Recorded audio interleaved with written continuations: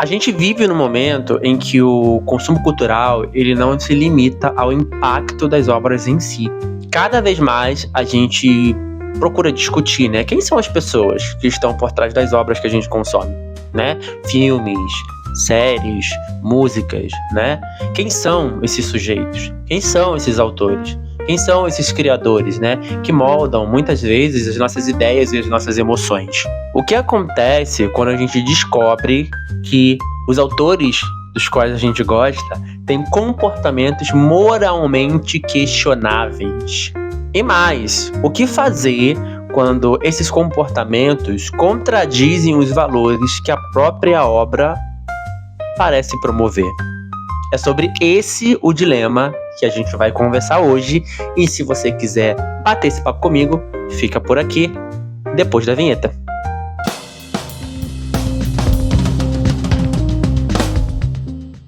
Oi, seja bem-vindo a mais um Dogmentário, mais uma segunda-feira que a gente tá batendo um papo sobre um tema que é importante, que é relevante. E o nosso tema de hoje, já peguei meu cafezinho. E o nosso tema de hoje, gente, é sobre separar o autor da obra, tá? A obra é maravilhosa, Guilherme. A obra é muito boa, mas o autor é um babaca. E aí, como é que a gente resolve esse dilema? Então a gente vai pensar sobre isso a partir de algumas ideias filosóficas, tá? A gente vai trazer aqui alguns pensadores, tá? Que vão ajudar a gente, então, a refletir. São perspectivas que não têm a intenção, gente, de resolver esse problema, de trazer uma resposta, mas de abrir um espaço para a gente debater sobre essa questão. Por quê? Porque essa temática, ela divide opiniões. Tem gente que vai dizer que é possível separar o autor da obra e tem gente que vai dizer que não. Então eu vou trazer aqui alguns pensamentos, tá? Baseado nas pesquisas que eu fiz sobre, né, essa questão. E aí a gente vai debater sobre isso aqui embaixo nos comentários. Bom, primeiro ponto, né? A obra não é o autor. Para falar sobre essa questão, eu vou trazer dois filósofos, que é o Gadamer e o Barthes, tá? Hans-Georg Gadamer, ele é um dos grandes nomes da filosofia hermenêutica, gente. E ele ensina que o sentido da obra, em si, ele não depende exclusivamente de quem a criou. Para ele, a obra, ela ganha vida no momento em que ela encontra o público. Ou seja, no momento em que o espectador, no momento em que o leitor tem contato com a obra e ele a interpreta, já está fora das mãos do autor. Nesse sentido, o impacto positivo da obra, ele pode existir de forma independente, sem se atrelar ao autor. Porque nesse sentido, o que realmente importa é o que a obra despertou no leitor, tá? É o que a obra despertou em quem está consumindo ela. O Roland Barthes, em seu livro, tá, em seu ensaio A Morte do Autor, ele vai ainda mais longe do que o Gadamer. Ele vai argumentar que o autor deveria desaparecer completamente do processo de interpretação de uma obra. Quando a gente lê um livro ou assiste um filme, o foco deve estar na obra em si, e não na biografia ou nas intenções de quem a criou. E aí, pro Barthes, o texto, né, a obra de arte, né, ela pertence ao público e não mais ao seu criador, ao seu autor ou autora. Esses pontos acabam sendo um pouco que libertadores. Por quê? Porque eles permitem que a gente aprecie o impacto que a obra tem, né, sem considerar as falhas do autor, né, sem considerar questões morais que possivelmente o autor possa carregar. No entanto, essas visões também têm limitações. Enquanto o Gadamer e o Barthes, eles falavam de autores muitas vezes já mortos, né, distantes de nós, hoje a gente tem que lidar com criadores que estão vivos, autores e autoras que escrevem livros, que são ativos, né, produzindo obras artísticas, né, obras literárias, né, etc. Cujas suas ações, inclusive, podem ajudar até a reforçar discursos de opressão presentes no nosso dia a dia.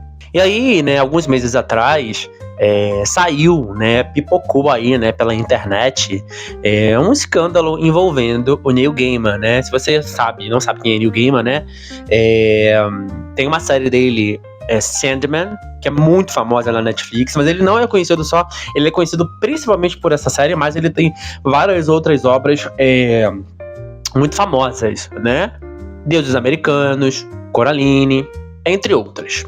E aí o Neil Gaiman ele foi acusado de cometer alguns atos bem horripilantes, né, assim, bem horrendos, com a babá que cuidava do filho dele e com outras mulheres também. Então, e aí muitos casos começaram a aparecer, né, de mulheres denunciando também, né, outros momentos com o Neil Gaiman. E aí a justiça foi acionada, né, e ele está sendo processado, né. Com muitos depoimentos aí pela internet, tem outras pessoas que falam disso mais explicitamente, né, sobre o que ele fez ou deixou de fazer. Fato é que as pessoas começaram a questionar sobre a qualidade das obras dele, né? Algumas pessoas até disseram que iam deixar, na verdade, de consumir, né, livros muito famosos, né, obras muito famosas, como Sandman, por exemplo, né, que é um clássico nos quadrinhos, né, tem série na Netflix e tal, e várias outras obras do Neil Gaiman, né. Também, né, não muito longe disso, né, temos algumas declarações aí transfóbicas de uma autora muito famosa, que é a J.K. Rowling, né, autora de uma saga muito conhecida, que é Harry Potter. Inclusive, eu cresci lendo Harry Potter, eu acompanhei o crescimento do Harry, do Ron e da Hermione. Não à toa, eu tenho aqui Harry Potter, porque foi uma obra, né, que fez parte da minha formação enquanto leitor. Mas isso não exclui o fato de que a sua autora fez algumas declarações transfóbicas. A gente parte para um segundo momento da nossa conversa, onde a gente vai falar sobre responsabilidade e contexto, e para a gente pensar um pouco sobre essa questão ética, né? Esse dilema entre separar o autor da obra, a gente vai trazer o Paul Ricoeur, que é um francês, tá? Um filósofo francês. Para o Paul Ricoeur, ele oferece uma abordagem mais interessante, tá? Quando ele fala sobre a responsabilidade narrativa que o autor tem em relação à sua obra. Para ele, as histórias que a gente consome, elas não existem no vazio, tá? Elas são ferramentas que moldam uma visão de mundo. Nesse sentido, né, o Paul Ricoeur, ele vai dizer que se uma obra ela tem um impacto positivo na sociedade, ela pode ser usada para transformação social, para promover, né, coisas benéficas, né? Mesmo que o autor tenha atitudes questionáveis. Entretanto, o Paul Ricoeur, ele vai dizer, vai nos lembrar, melhor dizendo, que interpretar uma obra exige ética, né? Ele vai dizer que interpretar uma obra é um ato ético. Então, reconhecer o impacto positivo que uma obra tem não vai eximir, né, a gente de contextualizar o autor e os problemas que ele traz. E o caso disso é a J.K. Rowling. Então, por exemplo, a gente pode usar uma obra que promove valores como empatia, justiça, justamente para denunciar as atitudes problemáticas que um criador tem, né? E essa contextualização, segundo Ricoeur, é essencial para a gente evitar a romantização da obra. E através disso, né, a gente consegue um espaço para poder debater sobre o impacto positivo, sem que, né, esse impacto positivo da obra apague as falhas do autor, da autora. Problemático para alguns vai ser um ponto de vista assim meio questionável.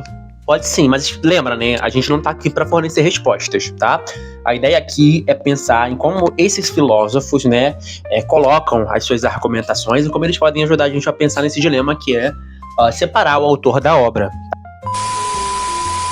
Vamos partir então para um terceiro momento do nosso bate-papo, que é pensar sobre o poder do discurso. E para isso, a gente tem que trazer ninguém mais, ninguém menos que Michel Foucault, tá? Porque ele é um mestre em abordar essa temática do discurso. E aí o Michel Foucault ele vai ajudar a gente a pensar sobre o impacto estrutural do consumo cultural. E aí ele vai lembrar a gente que toda obra, gente, ela faz parte de um sistema de poder. Toda obra está inserida em um sistema de poder. Então, se o autor comete atos racistas, homofóbicos, misóginos, mas continua sendo celebrado e continua sendo consumido, isso vai reforçar o poder que ele tem dentro desse sistema. E isso pode significar, então, segundo Michel Foucault, que a gente pode estar contribuindo para a perpetuação de discursos opressores ao consumir as obras desses autores, dessas autoras, percebem? É um outro ponto de vista, é uma outra argumentação. E cada vez mais a gente vai trazendo um pouco mais de complexidade para essa questão. O Foucault também vai questionar, então, como é que a gente consome cultura. Como é que a gente está consumindo cultura? Quem é que se beneficia disso? Se compramos um livro de um autor ou de uma autora que é problemático, a gente está fortalecendo financeiramente e simbolicamente também alguém que pode usar esse poder para reforçar estruturas de opressão. E aí, gente, isso nos leva a refletir sobre uma coisa, né? Há formas de valorizar o impacto positivo que uma obra, né, pode ter sem contribuir para a continuidade dos comportamentos do autor. Aí, sobre essa questão das estruturas de opressão, gente, a gente pode pensar então na J.K. Rowling, né? Quando ela faz argumentações transfóbicas, tá? Ela tá usando um espaço de poder que ela tem, tá? De argumentar, né, de se colocar, né, é uma autora mundialmente, internacionalmente conhecida, para reforçar algumas estruturas de opressão. Então você imagina, né, uma autora super competente, tecnicamente falando, que escreve obras, né, que, sabe, que escreveu obras que marcaram uma geração. Ninguém tá questionando isso, né, mas que tem posicionamentos transfóbicos. Ela não tá reforçando para sistemas de opressão, para a comunidade LGBTQIAP+. Aí a gente não tá querendo colocar aqui, né, posições antagônicas, né, quem é que tá certo, quem é que tá errado. Mas o que eu acho que a gente pode fazer, inclusive aqui, né, é tentar utilizar esses pensadores, esses filósofos, para tentar fazer uma leitura mais crítica sobre esse dilema de separar o autor da obra.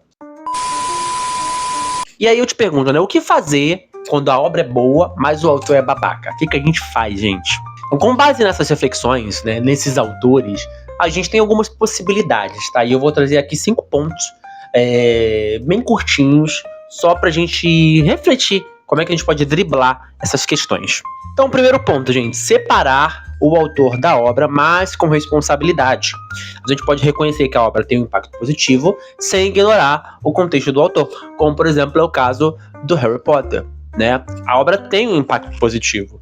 É uma obra boa, mas isso não me exime de pensar, de refletir, melhor dizendo, sobre os comportamentos da J.K. Rowling, sobre as falas, né, da J.K. Rowling. E aí isso implica, a gente falar abertamente sobre possíveis atitudes problemáticas que esses autores possam ter.